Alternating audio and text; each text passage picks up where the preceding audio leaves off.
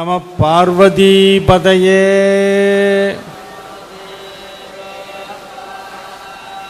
ஸ்ரீ குருப்யோ நமஹ.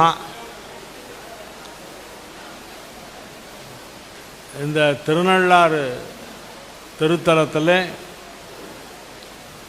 சனிப்பெயர்ச்சி விழாவை முன்னிட்டு நமது பெருமதிப்பிற்கும் வணக்கத்திற்கும் உரிய தர்மயாதீன 27வது குருமகா சன்னிதானம் அவர்களுடைய ஏற்பாட்டிலே இந்த ஜோதிடர்கள் மாநாடு அப்படிங்கிறது ஒன்று நடத்துறது. இதுவே ரொம்ப சந்தோஷமான ஒரு நல்ல செய்தி. தமிழ்நாட்டில் என்னெல்லாமோ மாநாடெல்லாம் நடக்குது. அரசியல் மாநாடு நிறைய நடந்துகிட்ருக்கு. இப்போ சினிமா மாநாடெல்லாம் புதுசாக ஆரம்பிச்சிருக்காங்க. ஜோதிடத்துக்காக ஒரு மாநாடு நடத்துறது அப்படிங்கிறது குருமகா சன்னிதானம் அவர்களுடைய ஏற்பாட்டில் இன்றைக்கி நடந்துகிட்ருக்கு. ரொம்ப மகிழ்ச்சியான ஒரு விஷயம். அதுக்காக நம்ம முதல்ல அவருக்கு தான் நன்றி சொல்லணும். இவ்வளோ ஜோதிடர்களை, எல்லா ஜோதிடர்களையும் இங்கே வரவழைச்சு ஒரு மாநாடு நடத்துகிறாருங்கிறதே ஒரு பெரிய ஆன்மீகம் எப்படி வளர்ந்துட்டுருக்கு தமிழ்நாட்டில் அப்படிங்கிறதுக்கு இது ஒரு சிறந்த எடுத்துக்காட்டு. ஏன்னா நம்ம தமிழ்நாடுங்கிறது ஆன்மீக பூமி. 276 திருமுறை தலங்களை பற்றி ஒரு நிகழ்ச்சி நான் பண்ண போகிறேன், யூடியூப்பில் போட போகிறேன். இது ஒரு மகிழ்ச்சியான நல்ல செய்தியை நான் இங்கே தெரிவிச்சுக்கிறேன். விரைவிலே அது துவங்கும்.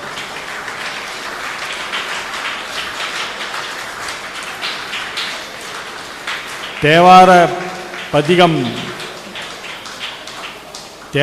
பதிகம் பாடப்பட்ட 276 திருமுறை தலங்களையும் நான் நேரில் சென்று அங்கேயே போய் அந்த கோவில் வாசலில் நின்றுக்கிட்டு, இது இந்த தலம், இங்கே இறைவன் திருநாமம் இது, இறைவி திருநாமம் இது, இதுதான் தீர்த்தம், இதுதான் தலமரம், இங்கு பாடியவர்கள் யார் யார் யார் யார் என்னென்ன பதிகங்கள் பாடியிருக்கிறார்கள், தேவாரத்தை தவிர இங்கு வேறு என்னெல்லாம் பாடப்பட்டிருக்கிறது, அருணகிரிநாதர் வந்திருக்கிறாரா, முத்துசாமி தீட்சிதர் கீர்த்தனை பாடியிருக்கிறாரா, பாம்பன் சுவாமிகள் விஜயம் செய்திருக்கிறாரா என்பது போல எந்தெந்த மகான்கள் 7ஆம் நூற்றாண்டிலிருந்து ஆரம்பித்து 20ஆம் நூற்றாண்டு வரையிலே எத்தனை மகான்கள் இங்கே வந்திருக்கிறார்கள், என்னென்ன பாடல்களை இந்த இறைவன் இறைவி மீது பாடியிருக்கிறார்கள், இந்த தலம் எதற்கெல்லாம் சிறப்பு வாய்ந்தது, எதனால் இது புகழ்பெற்றது, இங்கு என்னென்ன பரிகாரங்கள் செய்ய மக்கள் வருகிறார்கள், தலத்தின் சிறப்பு என்ன, விசேஷங்கள் என்ன, வருடாந்திர உற்சவங்கள் என்ன என்று எல்லாவற்றையும் பட்டியலிட்டு அதை அந்த ஆலயத்திலேயே நின்று நானே பேசுவது போன்ற ஒரு நிகழ்ச்சியை தயாரித்து அதை என்னுடைய யூடியூபிலே ஒளிபரப்புறதுக்கான ஏற்பாடுகளை நான் இப்பொழுது செய்து கொண்டிருக்கிறேன். அதற்கு குருமகா சன்னிதானம் அவர்கள் ஆசி புரிந்து அவர் உறுதுணை புரிய வேண்டும் என்றும் கேட்டுக்கொள்கிறேன். அது வந்ததுன்னா, ஏன்னா யூடியூப்பில் இன்றைக்கி என்னெல்லாமோ வருது. யூடியூப்பில் வராத விஷயமே இல்லை, எல்லாத்தையும் யூடியூப்பில் போடுறாங்க. யாரோ ஒரு பையன் யூடியூப்பில் போட்டிருக்கான், நானும் எங்கள் ஃபேமிலியும் போய் மசால் தோசை சாப்பிட்டோம் அப்படின்னு. இது என்ன ஒரு செய்தியா?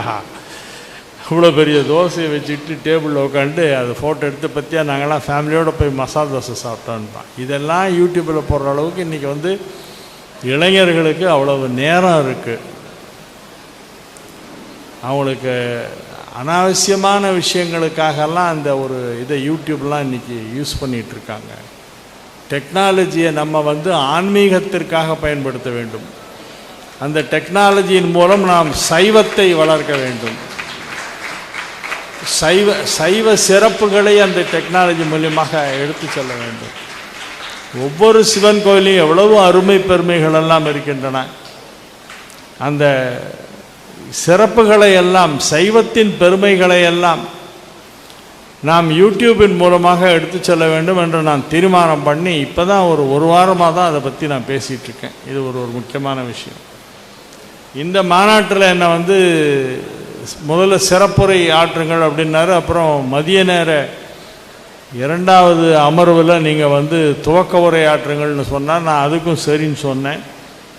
அதுக்கப்புறமா இப்போ வெறும் உரை நிகழ்த்துவதற்காக நான் வந்திருக்கிறேன். அது என்ன உரை அப்படிங்கிறது நீங்கள் நான் பேசி முடித்த பிறகு நீங்களே அதுக்கு பேர் வச்சுங்க. தர்பாரண்யேஸ்வரர் கோவிலுக்கு இன்றைக்கி தரிசனம் பண்ணுற ஒரு பாக்கியம் எனக்கு கிடச்சிது. இவங்க என்ன இந்த விழாவுக்கு கூப்பிட்ருக்கலான்னா நான் இன்றைக்கி தர்பாரண்யேஸ்வரர் தரிசனம் பண்ணியிருக்க முடியாது. தர்பாரண்யேஸ்வரர் தரிசனம் இன்றைக்கி கிடைக்கணும்னு எனக்கு இருக்குது. அதனால் இன்றைக்கி இங்கே வரக்கூடிய ஒரு சந்தர்ப்பம் கிடச்சி. இந்த சனிப்பெயர்ச்சியை பற்றி பேசணும் அப்படின்னு வரும்பொழுது, சனிப்பெயர்ச்சிங்கிறது ஒவ்வொரு 2.5 ஆண்டுகளுக்கும் ஒரு முறை நிகழ்கின்ற ஒன்று தான்.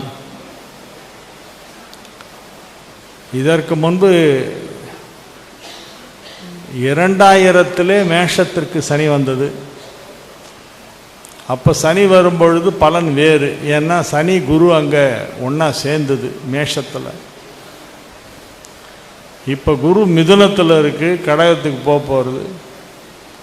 கடகத்தில் 5 மாதம் இருந்துட்டு அதுக்கப்புறம் சிம்மத்துக்கு போகுது.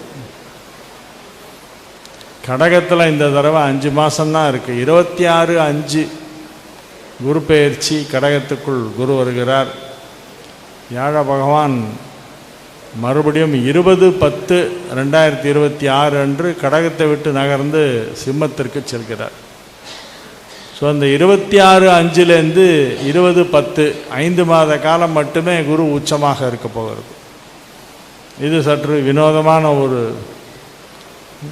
நகர்வு. அந்த குரு பெயர்ச்சி ஏற்படும் பொழுது அப்பொழுது 9ஆம் பார்வையாக மீனத்தில் இருக்கும் சனியையும் அது பார்க்கும்.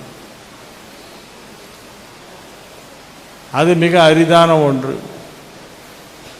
ஏன்னா இதற்கு முந்தைய முறை சனி வந்தபோது அப்பொழுது குரு பார்க்கவில்லை. ஏன்னா குருவும் கூடவே சேர்ந்து தான் வந்தது. அதற்கு முந்தைய முறை சனி பெயர்ச்சியான போது அங்கே வந்தபோது குரு அப்பொழுது இதே போல கடகத்திலும் சிம்மத்திலும் சஞ்சரித்து கொண்டிருந்தது. 60களில் 62 அஷ்டகிரக சேர்க்கை என்று ஏற்பட்டது. அதை பற்றி தான் என்னுடைய தொலைக்காட்சி நிகழ்ச்சியில் கூட சொன்னேன். அஷ்டகிரக சேர்க்கை வந்தப்போ எல்லா ஜோதிடர்களும் பயமுறுத்தி விட்டாங்க. உலகமே அழிஞ்சிரும், நம்மளாம் சீக்கிரம் போயிடுவோம் அப்படின்னு எல்லாம் போட்டாங்க. அதை வச்சு நிறைய அப்போ இந்த பிரபலமான வார இதழ்கள்லாம் நிறைய கடன் வாங்கிட்டே இருந்தார் ஒருத்தர். என்னங்க இவ்வளோ கடன் வாங்குறீங்கன்னா, ஆமாம் சீக்கிரம் உலகம் அழிஞ்சிட போகுது, அதனால் தைரியமாக வாங்குகிறேன் அப்படின்னு இந்த மாதிரி ஜோக்ஸ்லாம் போட்டுட்ருந்தாங்க. 62 ஆனால் அஷ்டகிரக சேர்க்கை ஒன்றும் பண்ணலை. அப்போ இருந்த தர்மபுர ஆதீனகர்த்தருடைய உத்தரவின்படி எல்லாருக்கும் கோளறுபதிகம் சொல்லிக் கொடுங்கள், குழந்தைகளிலிருந்து பெரியவர்கள் வரை அனைவரும் கோளறுபதிகம் படித்தால் அஷ்டகிரக சேர்க்கை ஒன்றுமே செய்யாது என்று அவர் தெரிவித்திருந்தார். அப்பொழுது 1962 அந்த டைமில் நான் சென்னை தியாகராய நகரில் இருந்தேன். 3ஆம் வகுப்போ 4ஆம் வகுப்போ என்னமோ படிச்சுட்டு இருந்தேன், ஞாபகம் இல்லை, ஸ்கூலில். அப்போ எங்கள் அப்பா என்னை கொண்டு போய் தர்மபுர ஆதீன மடம், அங்கே பிரச்சார சபை அங்கே இருக்கிறது, வடக்கு உஸ்மான் சாலையிலே தியாகராய நகரில் எப்பொழுதும் சிறப்பாக செயல்பட்டு கொண்டிருக்கிறது தர்மபுர ஆதீனம். அங்கே சுவாமிநாத ஓதுவார், தர்மபுரம் சுவாமிநாத ஓதுவார் என்பவர் அந்த குழந்தைகளுக்கெல்லாம் கோளறுபதிகம் பாடலை சொல்லி கொடுத்தார். அப்பொழுது அந்த வகுப்பில் ரொம்ப சின்ன பையனாக இருந்தேன், நல்லா ஞாபகம் இருக்குது. எங்கள் அப்பா என்னை கொண்டு அந்த வகுப்பில் சேர்த்து விட்டு நீயும் கற்றுக்கடா அப்படின்னு சொல்லி என்னை கற்றுக்க வச்சார். அப்போலேருந்து எனக்கு தேவாரத்து மேலே ஒரு பெரிய ஈடுபாடு ஏற்பட்டு அப்புறம் நிறைய தேவார பதிகங்கள்லாம் படிக்க ஆரம்பித்தேன்.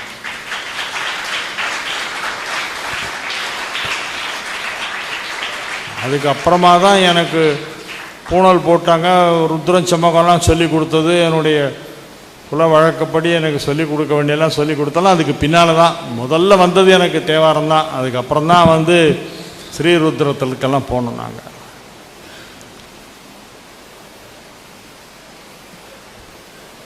அதனால் வந்து இந்த அஷ்டகரக சேர்க்கை வந்த போதே இந்த கோளறுபதிகம் படுத்து அது ஒன்றுமே ஆள. அஷ்டகரக சேர்க்கை அன்றைக்கி எல்லாரும் பயந்தாங்க. ஆனால் அன்றைக்கி வந்து ஒரு ஒரு ஒரு ஃபியூ செகண்ட்ஸ் அப்படியே டார்க் ஆச்சு. ரொம்ப இருட்டு வர மாதிரி, பகலில் திடீர்னு ராத்திரி வந்தால் அப்படி இருக்கும், அந்த மாதிரி ஆச்சு. எல்லோரும் ஊன்னு கத்த ஆரம்பித்தாங்க. தெருவில் வந்து பார்த்தாக்குள்ளே மறுபடியும் வெளிச்சம் வந்துடுது. ஒரு ஒரு நிமிடத்திற்கும் உள்ளாக 45 செகண்ட்ஸ் அல்லது 50 செகண்ட்ஸுக்கு ஒரு டார்க்னஸ் வந்துட்டு போச்சு அந்த அஷ்டகரக சேர்க்கையும் போது. எனக்கு நல்ல ஞாபகம் இருக்காது. அதுக்கப்புறம் இப்போ 6 கிரக சேர்க்கை இந்த 20ஆம் தேதியிலேருந்து பிப்ரவரி 21 மார்ச் 2 வரைக்கும் இருக்குது.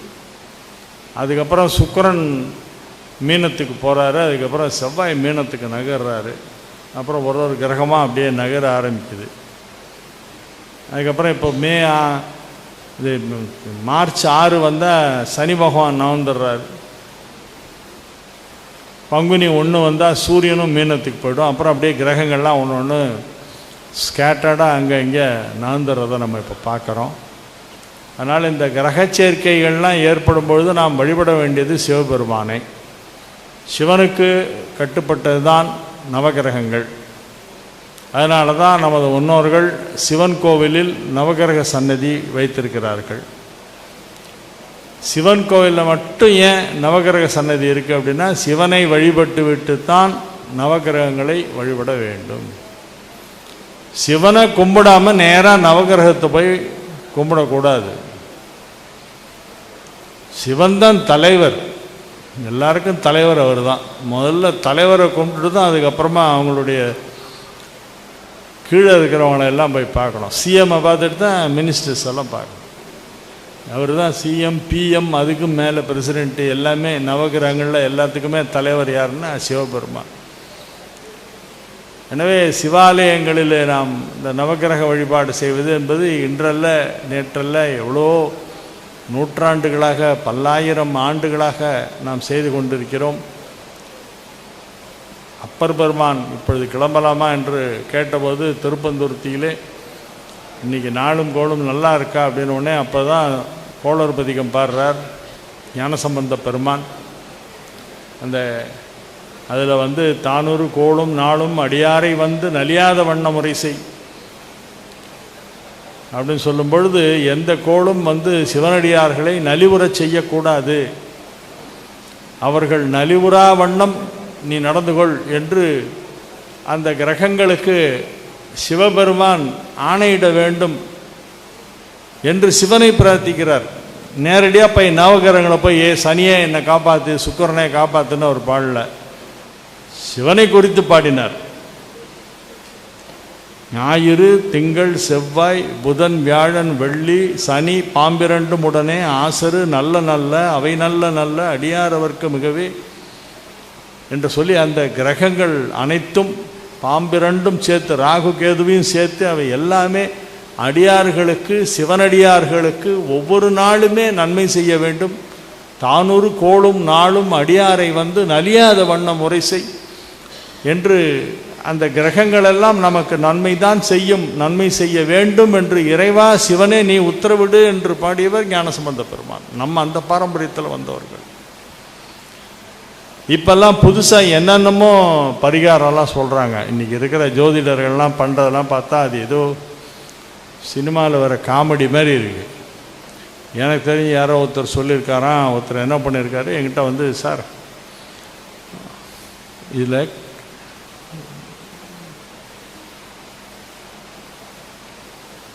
கசப்பான ஏதாவது ஒரு காயை எடுத்து அதை ஒரு கத்தியால் நறுக்கி அது உள்ள கடுகு போட்டு மிளகு போட்டு உளுத்தம்பருப்பு போட்டு அதில் எண்ணெயை விட்டு விளக்கேற்று அப்படின்னு சொல்லியிருக்காராம். எனக்கு கேட்டு நான் சிரின்னு சிரிச்சிட்டேன். என்ன சார் கடுகு மிளகு என்ன போட்டால் என்ன தாளித்து கொட்டவா போகிறீங்க அப்படின்னு கேட்டேன் நான். என்ன சமையல் குறிப்பு கொடுக்குற மாதிரி கொடுக்குறாரு. ஒரு ஜோதிடர் சொல்லியிருக்கார். அதுக்காக அவர் என்ன பண்ணியிருக்கார், பாகற்காய் பெரிய பாவக்காயை வாங்கி அதை வந்து கிழித்து அது உள்ளே இருக்கிற அந்த அதோடைய வேற அந்த இதெல்லாத்தையும் ஒரு இந்த சிவப்பு கலரில் ஒரு இது இருக்குமா எல்லாத்தையும் எடுத்துகிட்டு அதில் எண்ணெயை ஊற்றி அதில் விளக்கு ஏற்றுறாரு. அந்த விளக்கில் வந்து அவர் ஏதோ போடுறாரு, கடுகு மிளகு உளுத்தம்பருப்பு எல்லாமே போட்டு சமையலில் அஞ்சலை பொட்டியில் இருக்கிற சாமான்லாம் எடுத்து பாற்காயில் போட்டு அதில் ஒரு திரியை போட்டு அதில் விளக்கு ஏற்றுறாரு. இது என்ன சார் விளக்கு இது, இப்படி நான் பார்த்ததே இல்லை, கேள்விப்பட்டதே இல்லையே, எந்த பரிகாரத்தில் சொல்லியிருக்கு இதுக்கு ஏதாவது ஆதாரம் இருக்கா, எங்கேயாவது பிரமாணம் இருக்கா இதுக்கு அப்படின்னு நான் கேட்டால், இல்லை எங்கள் ஊர் ஜோசியர் சொல்லிட்டாரு, அதனால் நான் அப்படி தான் விளக்கேற்றுவேன் அப்படின்றார். கரூர்லேருந்து வந்து ஒரு நண்பர். இப்போ ஐயா பேசினார், ஒரு ஸ்லோகமும் எங்கே இருக்குது, யார் இயற்றினார்கள் அப்படிங்கிறத சொல்லி, சனி இந்த இடத்துக்கு வந்தால் இந்த பலனை கொடுக்கும், இந்த இடத்திற்கு வந்தால் இந்த பலனை கொடுக்கும் அப்படி இவர் சொல்லியிருக்காரு, அடுத்தது அவர் சொல்லியிருக்காரு, அதுக்கு அடுத்து அவர் சொல்லியிருக்காரு. 5 பேர் சொன்ன கருத்துக்களை 5 × 12 60 விதமான, ஒருத்தர் சொன்னதில் 12 இடத்துக்கு வந்தால் என்னென்ன பலன் வரும், அந்த மாதிரி 5 பேர் சொன்ன கருத்தும் போது 60 விதமான, ஒவ்வொரு ராசிக்கும் 5 விதமான கருத்துக்களை யார் யார் சொல்லியிருக்கிறார்கள், அந்த பாடலை மேற்கோள் காட்டி அந்த சமஸ்கிருத ஸ்லோகங்களை எல்லாம் எடுத்து சொல்லி அதுக்கு அர்த்தத்தையும் நமக்கு புரியும்படி சொல்லி இவ்வளவு விஷயங்கள் இருக்குன்ற அவ்வளவு எழுதி வச்சுருக்காங்க நமது முன்னோர்கள். எல்லாத்துலேயுமே இருக்குது, சம்ஸ்கிருதத்துலேயும் நிறைய இருக்குது, தமிழும் அந்த மாதிரி நிறைய இருக்குது. அதான் வடநூர் கடலும் செழுந்தமிழும் தொண்டர்சன் நாவில் நின்று கழிக்கும் கலாப மயிலே அப்படின்னு சரஸ்வதி பற்றி பாடும்போது குமரகுருபர் சொல்வார். வடநூர் கடலும், சான்ஸ்கிரிட்டுங்கிறது ஒரு பெரிய கடலாம், ஓஷன் அது. வடநூர் கடலும் செழுந்தமிழும் தொண்டர்சன் நாவில் நின்று கழிக்கும் கலாப மயிலே. அதை கேட்டு சரஸ்வதி தேவி அப்படியே கலாப மயிலாக தோகை விரித்து மகிழ்ச்சியிலே ஆடுகிறாளாம். இந்த 2 மொழி புலவர்களும் தங்கள் மொழி புலமையை வெளிப்படுத்தி பேசும்போதெல்லாம், இப்பொழுது சற்று முன்பாக பேசிய பாண்டிச்சேரி லலிதாம்பிகை ஜோதிடாலயம் நிறுவனர் அவர்கள் வந்து பேசும்பொழுது, ஐயா அவர் பெரிய ஆராய்ச்சியாளர், அவரை பற்றி நான் நிறைய கேள்விப்பட்டிருக்கிறேன். ஏன்னா அங்கே புஸ்தகம் போட்டவங்கலாம் எங்கிட்ட கொண்டு வந்து கூட பார்ப்பாங்க, ஜாதகம் பார்க்குறதுக்கு நிறைய வந்திருக்கு அவருடைய ஜாதகங்கள்லாம். அதனால் அவ்வளோ பெரிய ஒரு ஆராய்ச்சி பண்ணவர். அவ்வளோ நமக்கு முன்னால் வாழ்ந்த மகான்கள், பராசரர், அதுக்கு முன்னால் ஆரியபட்டாலிருந்து ஆரம்பித்து எல்லா முனிவர்களும் மகான்களும் இப்படித்தான் வழிபட வேண்டும், இந்த தெய்வத்தை இப்படி வழிபட வேண்டும், இந்த கிரகங்கள் என்ன செய்யும், அதை எப்படி நாம் கட்டுப்படுத்த வேண்டும், அதற்கு என்ன பரிகாரம் செய்ய வேண்டும் என்பது போன்ற எல்லா விஷயங்களும் நமக்கு சொல்லியிருக்கிறார்கள். அதை நன்கு கற்றுணர்ந்த பெரியோர்கள் திருவாய் மலர்ந்து பேசும்பொழுது, அதை நாம் கேட்கும் பொழுது நமக்கு அதில் உள்ள கருத்து நன்றாக புரிகிறது. அந்த விதத்திலே இன்றைய தினம் ஜோதிடம் என்பது ஒரு கமர்ஷியல் ஒரு ப்ராடக்டாக போய்விட்டது. It is a product. இன்றைக்கி வந்து ஜோசியம் வந்து அதை என்ன பண்ணணும் அப்படின்னா விற்கணும். முன்னெல்லாம் விற்பனர்கள் இருந்தாங்க, இப்போ விற்கிறவங்க இருக்காங்க. எதுக்கு எடுத்தாலும் நான் வரேன், ஒரு பரிகார ஹோமம் பண்ணுறேன், 5 லட்ச ரூபாயில் ஆரம்பிப்பாங்க, கடைசியில் 2 லட்ச ரூபாயில் பேரம் முடித்து பண்ணி வச்சுட்டு போய்டுவாங்க. நிறைய இடங்களில் இது நடக்கிறது. இது ரொம்ப மன வேதனையோடு தெரிவித்துக் கொள்கிறேன். நான் ஒரு ஜோதிடனாக இருந்து இதெல்லாம் ஏன் வருத்தப்பட்டு சொல்கிறேன்னா, நல்ல வழிகாட்டுதல், இறை வழியிலே செல்ல வேண்டும். ஜோதிடம் சொல்பவர்களுக்கு ஏதாவது ஒரு உபாசனை இருக்க வேண்டும். வாக்வாதினி மந்திரம் ஜபம் செய்ய வேண்டும், அல்லது பாலை மந்திரம் உபதேசம் பெற்றிருக்க வேண்டும், அல்ல சுப்பிரமணிய சடாட்சரி மந்திரத்தை யாவது உபதேசம் செய்து கொண்டிருக்க வேண்டும். கணபதி, சுப்பிரமணிய சடாட்சரி, பாலை போன்ற மந்திரங்களை எல்லாம் உபதேசம் வாங்கி கொண்டு அவற்றையெல்லாம் ஒரு சில லட்சங்களாவது ஜபித்து அதில் அந்த வாக் சித்தி ஏற்பட்டால்தான், வாக் சித்தி இருந்தால்தான் பலிக்கும். வெறும் கால்குலேஷனில் ஜோசியம் இல்லை. வெறும் கணக்கு போட்டு நான் இதை பாரு, இதுக்கு இதை போட்டு பண்ணுறேன், திருரே காணம் போட்டுட்டேன், இது இப்படி தான் நடக்கும்லாம் சொல்ல முடியாது. எல்லாத்துக்கும் மேலே ஒரு வாக் சித்தி. சொல்பவர் எப்படிப்பட்டவர், யார் சொன்னால் பலிக்கும், யார் பொய்யே சொல்லாமல் இருக்காங்களோ அவங்க சொன்னால் பலிக்குமா? ஒரு பொய் கூட சொல்லாமல் யார் வாழ்கிறார்களோ அவர்கள் சொன்னால் சொன்னது எல்லாமே பலிக்குமா? அந்த மாதிரியெல்லாம் மகான்களுக்கு லட்சியம் என்ன, எப்படி இருக்கணும் லட்சணம்? ஒரு ஜோதிடருடைய லட்சணம் என்ன? ஒரு ஜோதிடர் என்பவர் இறை வழிபாட்டு செய்பவராக இருக்கணும், சிவனை வணங்குபவராக இருக்கணும். நான் சிவனையே வணங்க மாட்டேன் அப்படின்னு சொல்லிட்டு சில பேர் ஜோசியம் பார்க்குறாங்க. அந்த ஜோசியம்லாம் பலிக்காது. அதனால் சிவ வழிபாட்டிலே பஞ்சாயதன பூஜை செய்யக்கூடிய, சிவபூஜை செய்யக்கூடிய, ஓரளவு கற்றறிந்த சரஸ்வதி கடாட்சம் உள்ள, சரஸ்வதி கடாட்சம்னா எப்படின்னா ஆயகலைகள் 64 ஏய உணர்விக்கும் என் நம்மை தூய உருப்பளிங்கு போல் வாழ் என் உள்ளத்தின் உள்ளே இருப்பளிங்கு வாராது இடர் படிக நிறமும் பவளச்சப்பாயம் கடிகமல் போந்தாவ் மறைப்போர் கையும் துடியிடையும் அல்லும் பகலும் மனவரதமும் கல்லும் சொன்னான். கல்லும் சொன்னால் கவி பாடும், கல்லும் சொல்லாதோ கவி என்று சொன்னார். அந்த மாதிரி கம்பர் சொன்ன மாதிரி அந்த சரஸ்வதியுடைய கடாட்சம் இருக்கணும். அதெல்லாம் இருந்து ஜோசியம் சொன்னோம்.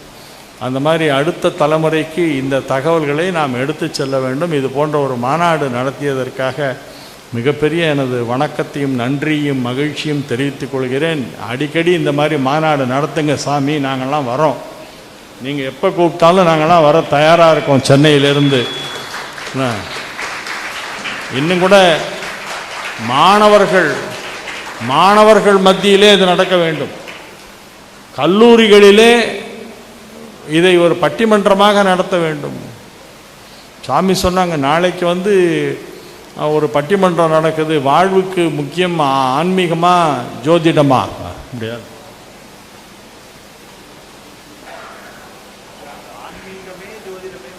ஆமாம், ஆன்மீகமே ஜோதிடமே அப்படின்னு பட்டிமன்ற தலைப்பு வச்சுருக்காங்க.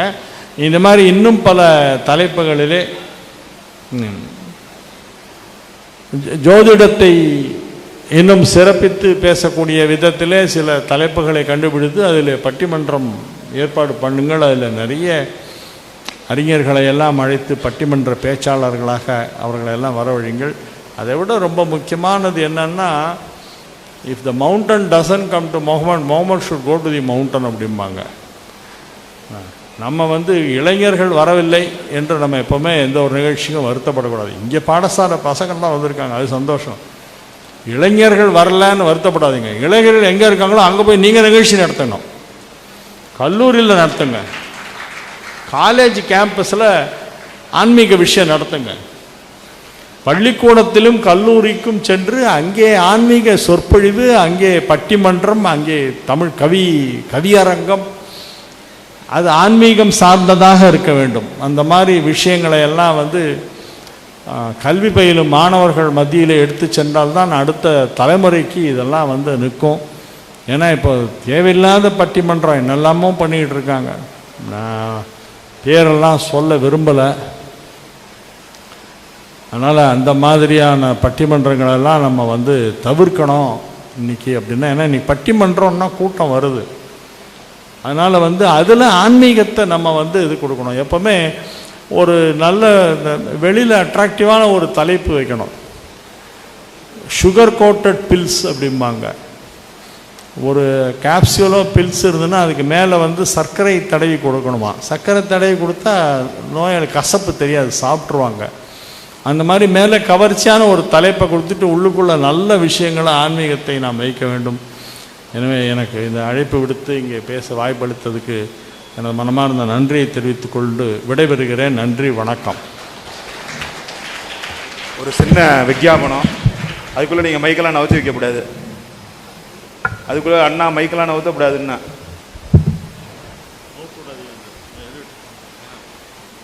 பகவானுடைய சஞ்சாரம் கும்பராசிலேருந்து மீனராசிக்கு பகவானுடைய சஞ்சாரம் நிகழவிருக்கிறது.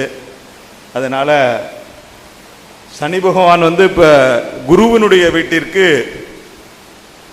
மீனராசிக்கு சஞ்சாரம் பண்ணுறார்.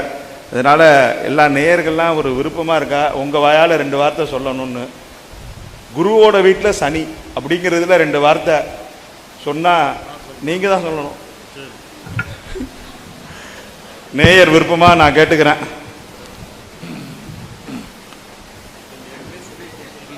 ஆமாம், அதான் அந்த டிவி நிகழ்ச்சியிலையும் இதை பற்றி பேசினேன். என்னென்னா குருவும் சனியும் வந்து சமக்கிரகங்கள், அது விரோதியும் இல்லை நண்பனும் இல்லை. அதனால் வந்து கெடுப்பலன் ரொம்ப செய்யாது, ரொம்ப சாதாரணமாக வந்துட்டு போயிடும். ஒன்றும் பெருசாக பயப்படுற மாதிரி ஒன்றும் இல்லை. ஒவ்வொரு முறை குருவோட வீட்டுக்கு சனி வரும்பொழுதும் அது வந்து நல்லது தான் பண்ணியிருக்கு.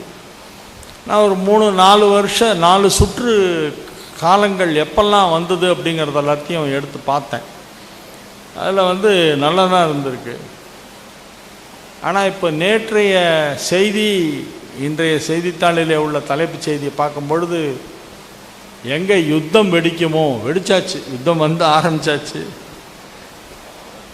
இஸ்ரேலெல்லாம் பாம்பு போட்டு அவங்க அமெரிக்காவுக்கு சாதகமாக இருக்கக்கூடிய நாடுகள் எல்லாத்தையும் தாக்கிட்டு இருக்காங்க இஸ்ரேலு. இது உலக அளவில் பெரிய தாக்கத்தை ஏற்பட்டு இருக்கிறது. இந்தியர்கள் நிறைய பேர் அங்கேருந்து வர முடியல. அரப் கண்ட்ரீஸில்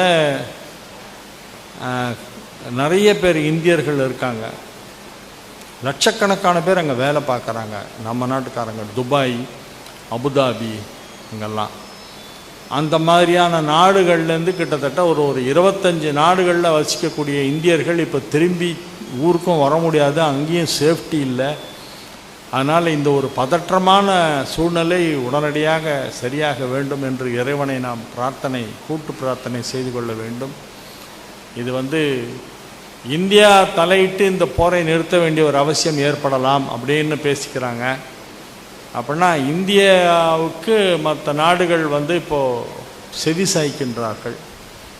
மற்றவங்க சொன்னால் கேட்குறாங்களோ இல்லையோ, இந்தியா சொன்னால் கேட்பார்கள் அப்படிங்கிற அந்த மாதிரி அந்த அளவுக்கு இந்தியாவுக்கு வந்து இன்றைக்கி உலகளாவிய ஒரு பெரிய செல்வாக்கு. 55 நாடுகள் வந்து கையெழுத்து போட்டிருக்காங்க. ஐரோப்பிய நாடுகள் UK ஒப்பந்தத்தில் 55 நாடுகள் வந்து கையெழுத்து போட்டிருக்காங்க.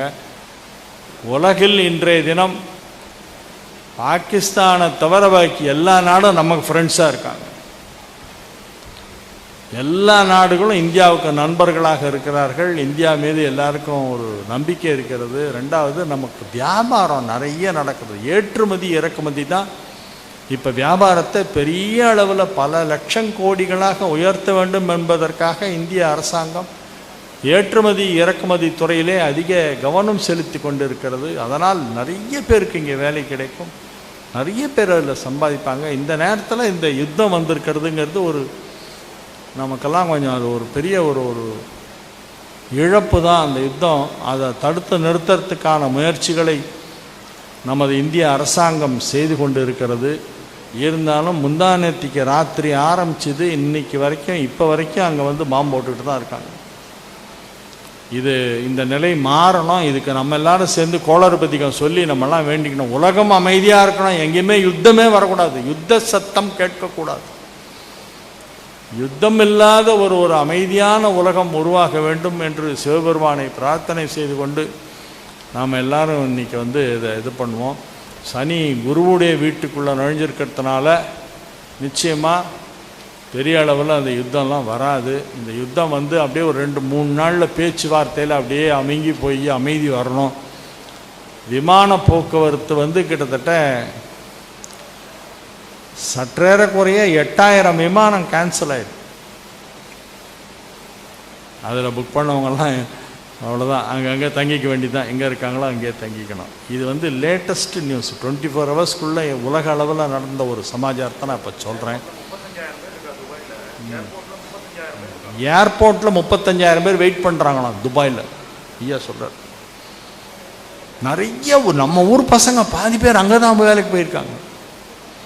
அவங்களாம் பத்திரமா வரணும், எல்லாரும் பத்திரமா இருக்கணும். அதனால் வந்து இந்த யுத்தம் ஸ்டாப் ஆகணும். அதுக்கு நம்ம எல்லாரும் வந்து கோளறுபதிகத்தை சொல்லி வேண்டிக்கணும். குரு பகவானுடைய வீட்டில் போகுது. 6ஆம் தேதி சனி பெயர்ச்சி ஆகும்போது அன்னையோட இந்த யுத்தம் வந்து நிறைவேறும். 8 தேதிக்குள்ளே இந்த யுத்தம் முடிஞ்சிடும் மார்ச்சில் அப்படின்னு நான் நம்புகிறேன்.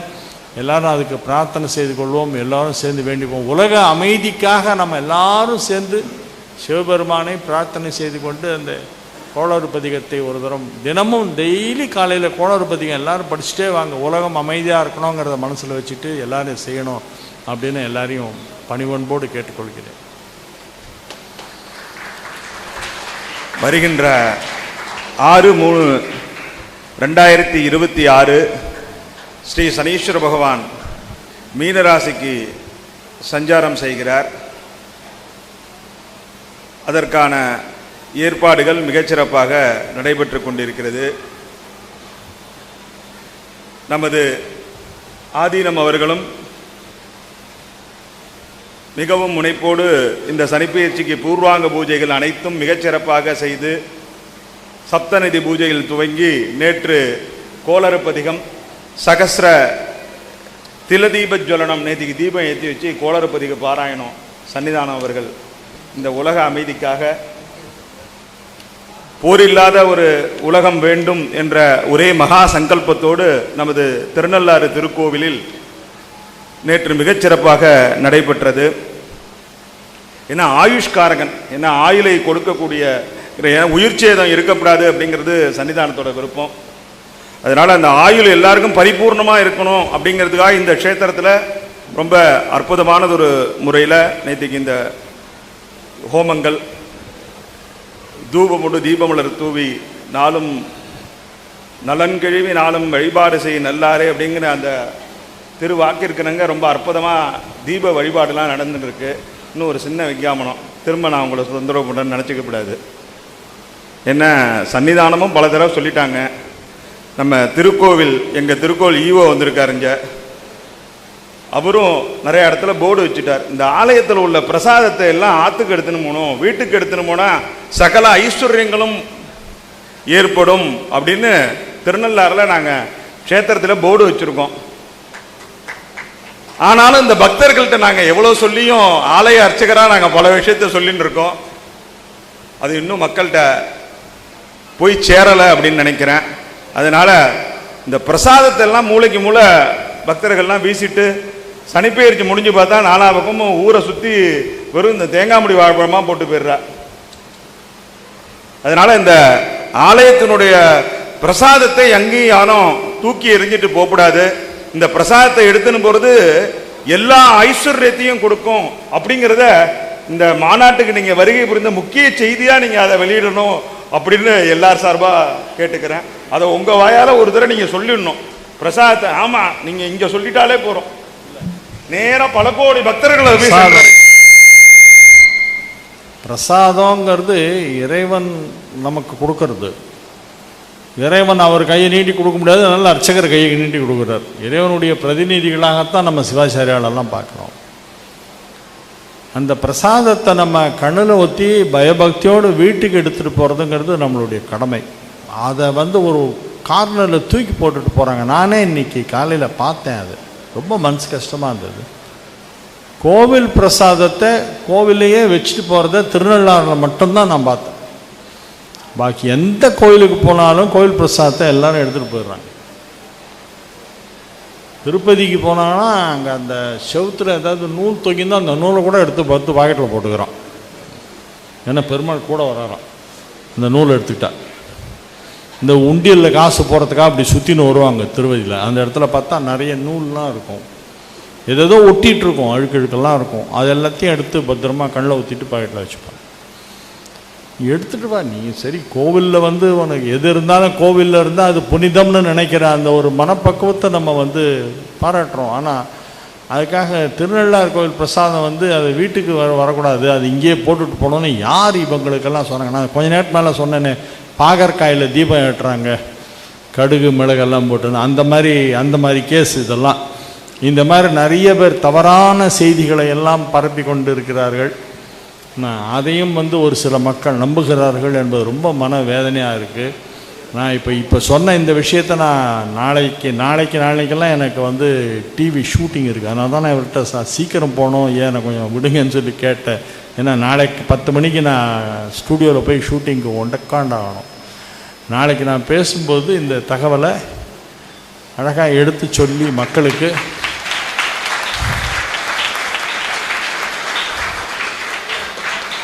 திருநள்ளாருக்கு எல்லாரும் அடிக்கடி போயிட்டு வாங்க. குறிப்பிட்ட நாட்களில் தான் போகணுன்னோ இல்லை குறிப்பிட்ட ராசிக்காரர்கள் தான் போகணும்னோ இல்லை, எல்லாரும் போகலாம், என்றைக்கு வேணாலும் போகலாம். வரும்போது அந்த பிரசாதத்தை பத்திரமா வீட்டுக்கு எடுத்துகிட்டு வாங்கன்னு நான் சொல்கிறேன். கண்டிப்பாக இந்த ஒரு விஷயம், ஏன்னா என்னுடைய நிகழ்ச்சி இப்போ என்னுடைய தொலைக்காட்சி நிகழ்ச்சி பார்க்குறவங்களுடைய எண்ணிக்கை வந்து அது கோடிகளில் போயிட்டுருக்கு, குரோர்ஸில் பார்த்துட்ருக்காங்க. பெரிய அளவில் கண்டிப்பாக அது ரீச் ஆகும். அதை நான் நிச்சயமாக நான் பண்ணுறேன் அப்படின்னு சொல்லி மீண்டும் ஒரு முறை இந்த விழாவில் என்னை பேச அழைத்த அனைவருக்கும் எனது மனமார்ந்த நன்றிகளை, வணக்கத்தை, நமஸ்காரத்தை தெரிவித்துக் கொண்டு விடுகிறேன். வீட்டில் பார்த்தேன் எங்கள் அக்கா வீட்டுக்காரரு, எங்கள் அக்கா பசங்க, அவங்களுக்கெல்லாம் அவர் ரொம்ப நண்பர். அடிக்கடி அவங்கள சந்திப்பார். அப்போ அங்கே பார்த்தப்போ இது மாதிரி நான் ஒரு வீடு தேடிட்டு இருக்கேன், ரொம்ப நாளாக கிடைக்கல. நல்ல வீடாக வேணும், தனி வீடாக இருக்கணும், இண்டிபெண்ட் பங்களாவாக இருக்கணும், நல்ல தண்ணி வசதியோட காத்தோட்டமாக இருக்கணும், அந்த மாதிரி வீடு தேடிட்டுருக்கேன் அப்படின்னேன். உடனே என்ன பண்ணார், என்னை வந்து ஏதாவது ஒரு பூ பேர் சொல்லுங்கள் அப்படின்னாரு. நான் உடனே தாமரை அப்படின்னேன். அப்புறம் இன்னும் ஏதோ ஒன்று கேட்டார், 2-3 அந்த மாதிரி சொல்லிவிட்டு, உங்களுக்கு இன்னும் 3 நாளைக்குள்ளே வீடு கிடைக்கும், உங்களுக்கு கிடைக்கிற வீட்டுக்கு பக்கத்தில் ஒரு அம்மன் கோயில் இருக்கும், ஒரு ஸ்கூல் இருக்கும், அதுதான் அடையாளம் அப்படின்னாரு. அதே மாதிரியே கிடச்சிது. தில்லைகங்கா நகர் 24வது தெருவில் தேவி கருமாரியம்மன் கோயிலுக்கு 3வது வீடு, எதிர பார்த்தா ஒரு ஸ்கூலு, வேளாங்கண்ணி ஸ்கூல்னு ஒரு ஸ்கூலு. அந்த இடத்துல எனக்கு அதே மாதிரி ஒரு இண்டிபெண்ட் ஹவுஸ் கிடச்சிது. ஆச்சரியமாக இருந்ததுக்கு அப்புறமா இவரை பார்க்கணுன்னு ரொம்ப ட்ரை பண்ணதுக்கப்புறம் இவரை நான் பார்க்க முடியல. எதுக்கு சொல்கிறேன்னா, இந்த மாதிரி அவர் வந்து ஜோசியர், அவர் வந்து இன்ட்யூஷனிஸ்ட். அவருக்கு வந்து மனசில் பளிச்சுன்னு சில விஷயங்கள்லாம் படும். அது எங்கேருந்து வருதுன்னு தெரியாது. அது ஏதோ ஒரு இறை சக்தியில் அவர் எந்த ஜென்மாவில் எந்த கடவுளை எப்படி வழிபாடு செய்தாரோ தெரியாது. அவர்கிட்ட ஒரு பெரிய சக்தி இருந்தது, அதை நான் அனுபவ ரீதியாக நான் பார்த்துருக்கேன். அதனால் அவருடைய சார்பாக அவங்க வீட்டு அம்மாவுக்கு என்னுடைய வணக்கத்தை தெரிவித்துக்கிறேன்.